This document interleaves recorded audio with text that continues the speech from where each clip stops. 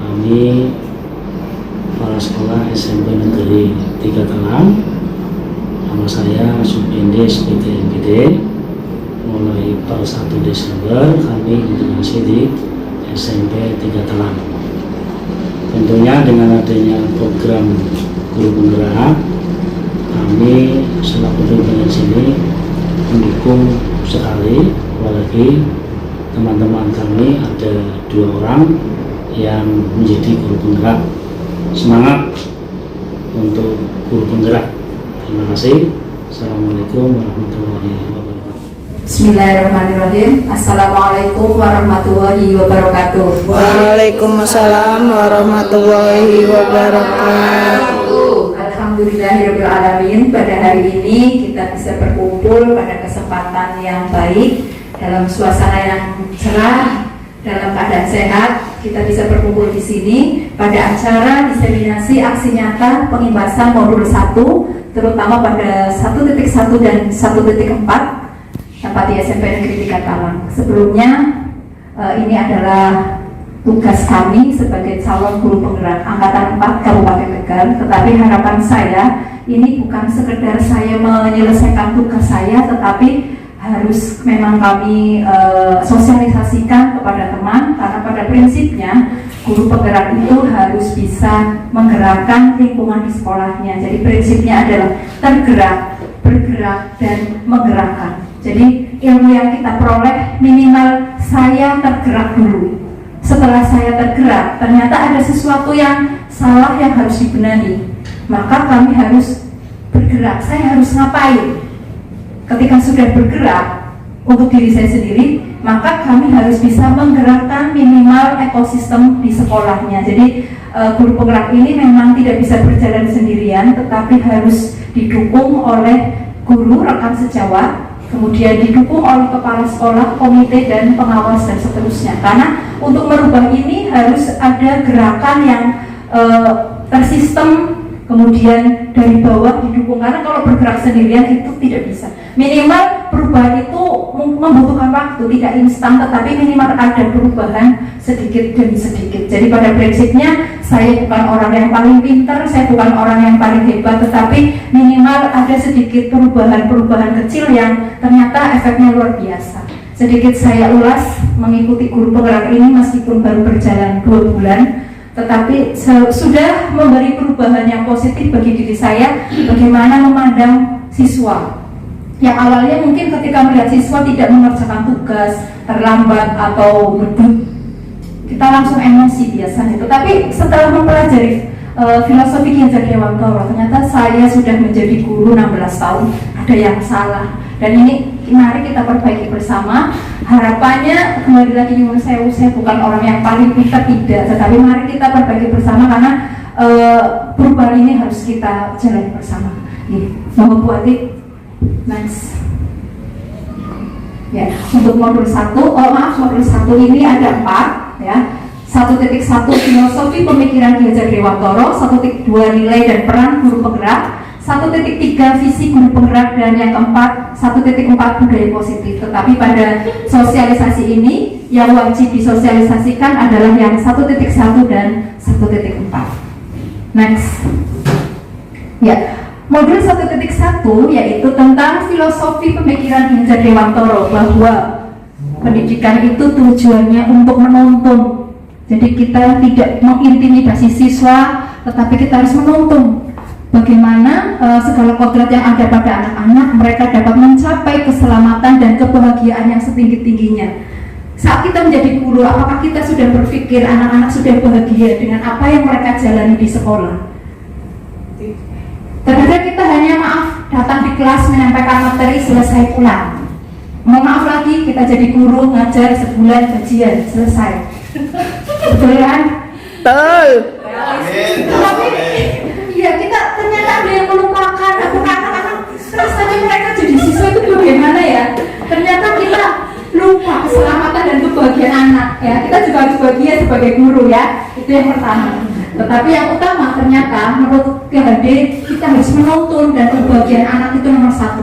Ki Hajar Dewantara adalah salah satu pahlawan pendidikan Indonesia yang filosofinya justru dipakai di Finlandia, negara terbaik di pendidikan, memakai filosofinya Ki Hajar Dewantoro. Bagaimana dengan Indonesia sendiri yang punya pahlawannya dari sini, filosofinya justru dipakai negara lain. Itu yang kita lupakan. Dan materi dari filosofi ini ternyata itu dikumpulkan dengan proses yang tidak mudah. Jadi ketika dia di Belanda, kemudian di berbagai tempat itu, ternyata para ahli pendidikan di Indonesia mengumpulkan file-file dokumen-dokumen pemikiran Ki Hajar Dewantoro, dan ini yang menjadi modul pertama, materi pertama yang diberikan di guru penggerak, karena ternyata filosofi inilah yang harus dirubah terlebih dahulu.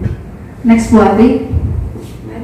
Ya, dasar pendidikan Ki Hajar Dewantoro ada 3, mungkin secara teori kita sudah hafal, ada 3. Ingatlah Sutrodo, Imati Mangangkasa, Tuturi Handayani. Tetapi pada prakteknya, apakah kita sudah benar-benar mengikuti filosofi yang diberikan oleh Ki Hajar Dewantoro, bahwa guru harus memimpin, harus memberi semangat, dan yang ketiga harus memberi dorongan, ya. Tapi mungkin terkadang kita lupa. Lanjut Bu Hati. Ya. Dasar pendidikan Ki Hajar Dewantoro adalah bahwa kodrat anak itu merdeka. Manusia merdeka adalah manusia yang hidupnya lahir atau batin tidak tergantung pada orang lain, tetapi bersandar atas kekuatan sendiri. Ya, jadi anak-anak kita memang harus punya kekuatan dari diri sendiri. Maksud pengajaran dan pendidikan yang berguna untuk berkehidupan bersama ialah memerdekakan manusia sebagai bagian dari persatuan atau rakyat. Sumber Ki Hajar Dewantoro, Pendidikan dan Pengajaran Nasional, Desember 1928. Next. Ya. Dasar pendidikan Ki Hajar Dewantoro ternyata bermain. Taman siswa. Ya. Taman siswa, kan ada ya taman siswa. Taman siswa itu ya memang bermain. Nah, contohnya main congklak. Ternyata main congklak itu bisa untuk bagaimana belajar strategi. Kemudian gobak sodor juga ternyata tidak hanya bergerak tubuhnya saja, tetapi anak-anak juga diajarkan bagaimana mengatur strategi, bagaimana biar lawan tidak masuk ke wilayah kita, bagaimana kita bisa melewati tantangan. Ya, ternyata dari bermain itu bisa ada nilai-nilai, ya. Contohnya seperti Ki Hajar Dewantoro ketika mengajarkan materi IPA itu, maksudnya alam, itu mengajak anaknya, cucunya lihat bunganya. Bu, ini bunganya bagaimana ya? Oh, masih kuncup. Oh ya, kita nanti kesini lagi ya minggu depan. Ternyata minggu depan bunganya sudah mekar.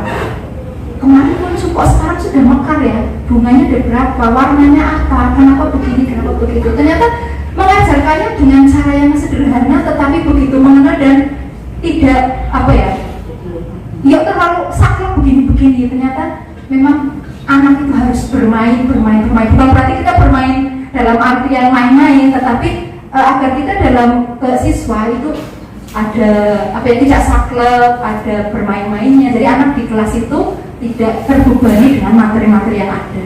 Next. Yang berapa Bu? Yang keempat, dasar pendidikan Ki Hajar Dewantoro, pendidikan berpihak pada anak.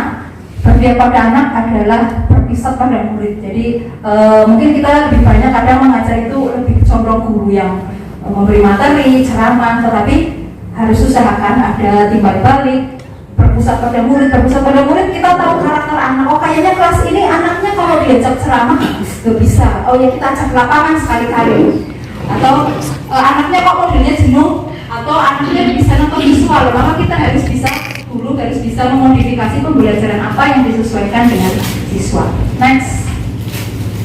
Yang kelima, dasar pendidikan Ki Hajar Dewantoro adalah budi pekerti. Salah satu tujuan pendidikan yaitu menumbuhkan budi pekerti yang baik pada murid. Artinya fokus kita bukan hanya secara akademik saja, tetapi ditekankan pada karakter dan budi pekerti yang luhur. Nah, sudahkah? Nah, Ini PR kita bersama. Kadang kita ditekankan nilai KKM, tetapi kita lupa bagaimana karakter siswa kita apakah sudah terbentuk dengan baik.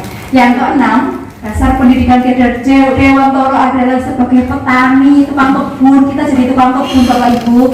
Seorang petani hakikatnya sama kewajibannya dengan pendidik, menanam jagung, hanya dapat menuntun tumbuhnya jagung, dapat memperbaiki kondisi tanah, memelihara tanaman, memberi pupuk, membasmi ulat. jamu, dan bagaimana kita melihat kemampuan anak berbeda. Ada anak yang pinternya di seni tapi eksaknya tidak bisa, ada anak yang eksaknya pintar tapi ketika praktek olahraga atau seni kurang, ada anak yang mungkin malas nggak bisa semua tapi kok dia perilakunya baik dengan teman-temannya, sikapnya baik, dengan guru sopan. Jadi kita harus melihat tiap anak punya kepribadian yang unik, dan di sini padahal kita menyamakan nilainya harus sekian, padahal kita sebagai petani ada tanamannya bibitnya sudah bagus, kita tinggal merawatnya mungkin lebih mudah. Ada yang bibitnya jelek, tanahnya jelek, kita PR-nya lebih banyak lagi bagaimana bibit ini bisa tumbuh dengan baik. Jadi kita sebagai petani.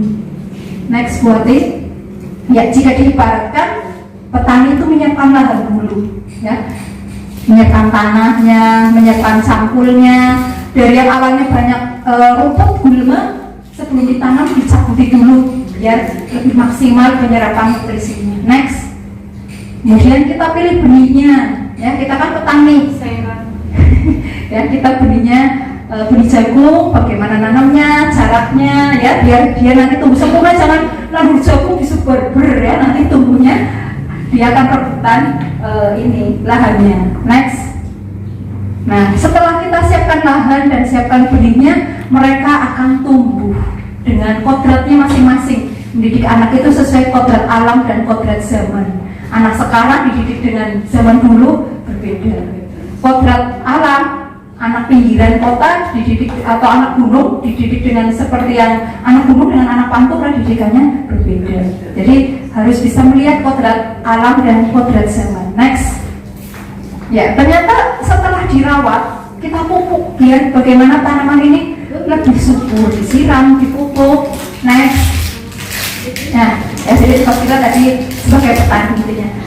Yang ketujuh, refleksi filosofis pendidikan Ki Hajar Dewantoro. Pesan kuncinya, 1. Guru dan murid berkolaborasi untuk menginisiasi atau menciptakan kedalaman, rasa takjub dan kasmaran. Wow, apakah kita sudah kasmaran dengan siswa? Kasmaran yang positif loh Pak Faisal.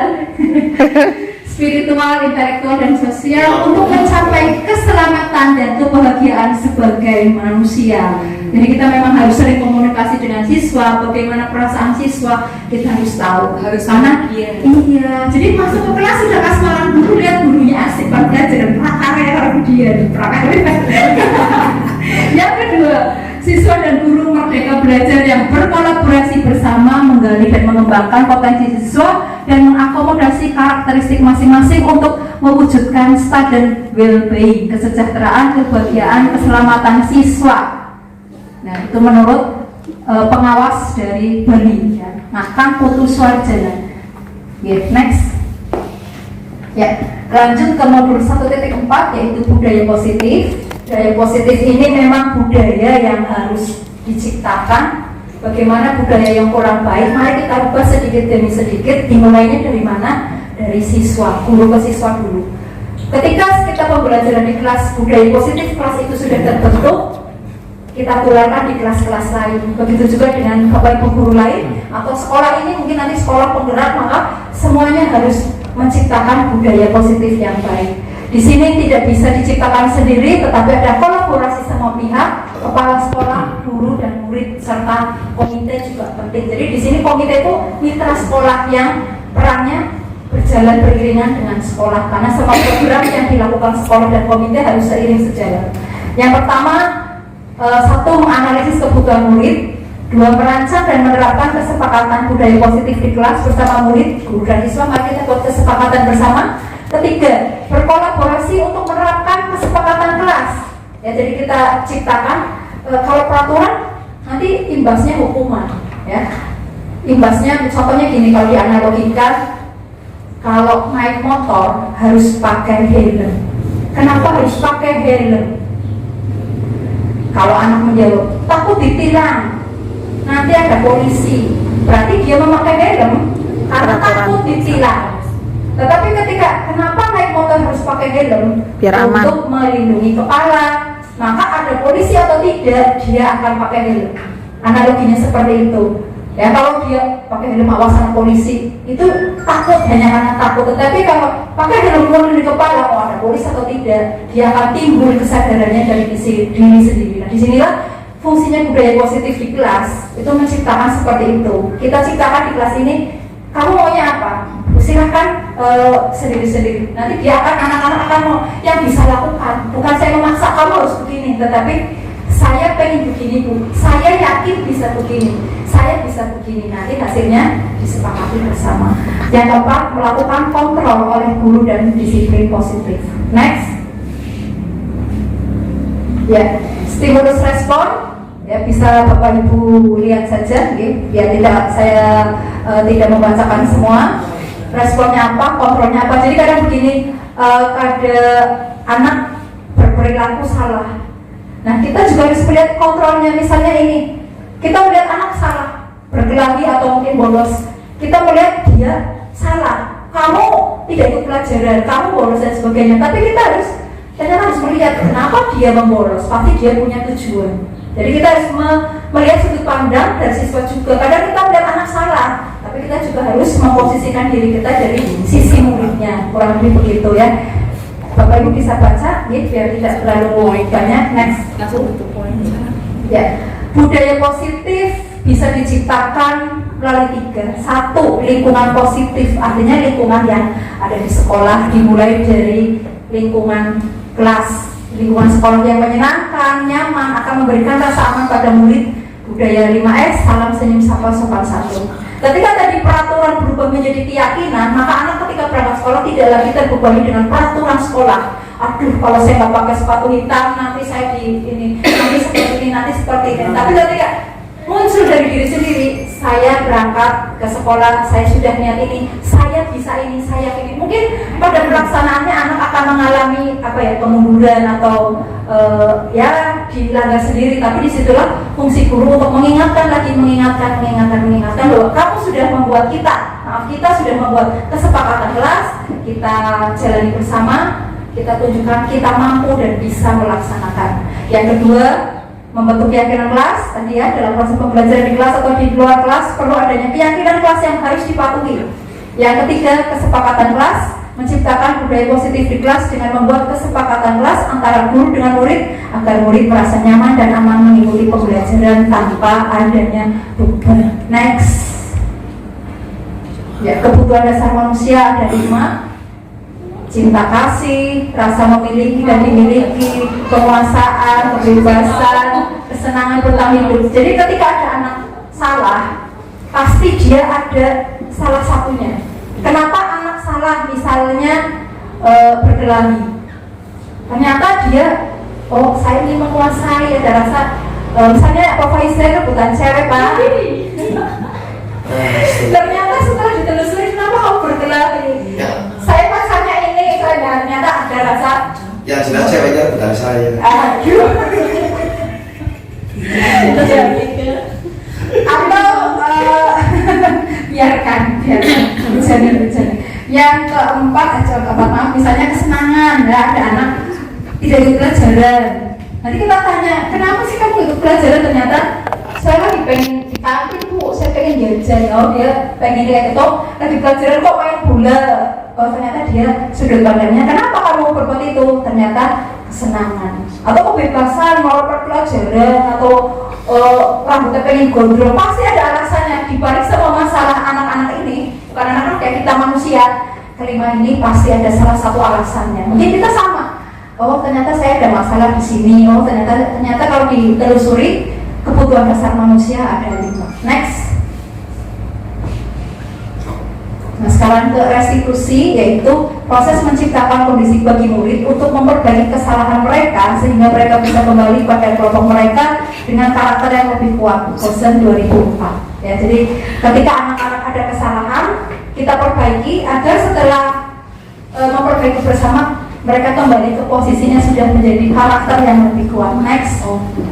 Restitusi. Ya, restitusi ya bentuknya seperti 3 jelas. Ada menayakan keyakinan, kemudian menstabilkan identitas, dan validitas tindakan yang salah. Ya, jadi ketika ada anak yang salah, kita tanya dulu mengapa begitu,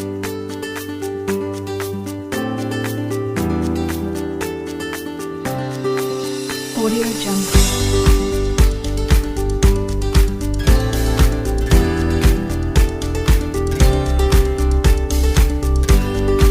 Audio Jungle.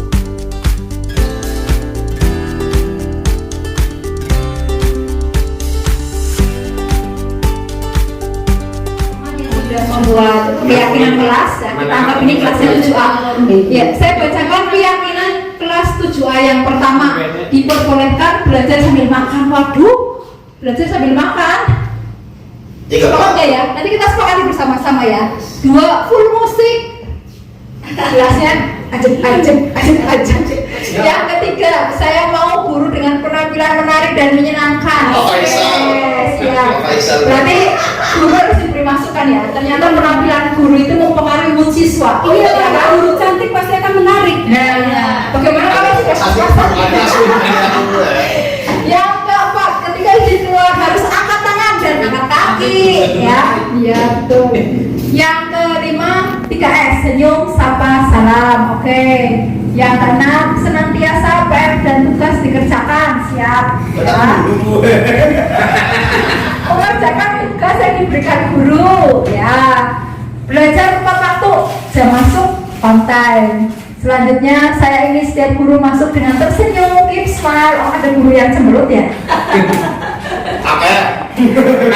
Masuk kelas wajib sepatu dilepas untuk kebersihan kelas. Pembelajaran harus lebih fun, 2 arah. Siswa lebih baik diajak diskusi dan bermain. Kalau sepatunya dilepas, kelasnya berarti harus bersih dulu. Iya. Berarti harus kebersihan dulu nomor 1. Kelas yang menarik, tidak membosankan. Jangan terlalu banyak tugas dan PR. Lebih banyak praktek dibanding teori. Ini pasti guru olahraga yang nulis. Saya menginginkan guru masuk kelas tepat waktu. Oke, masukan buat saya misalnya telat. Saya ingin belajar supaya paham, jangan banyak materi, menjaga kebersihan kelas dengan membuang sampah pada tempatnya. Siap. Semoga keyakinan LS ini dapat diterapkan, diaplikasikan bersama-sama. Ya, tugas guru memang tidak mudah, harus sering mengontrol anak-anak ini. Kalau sudah, nanti keyakinan kelasnya ditempel di kelas untuk diingatkan terus agar siswa terus melaksanakan keyakinan dan kesepakatan yang sudah disepakati bersama. Oke, terima kasih. Assalamualaikum warahmatullahi wabarakatuh.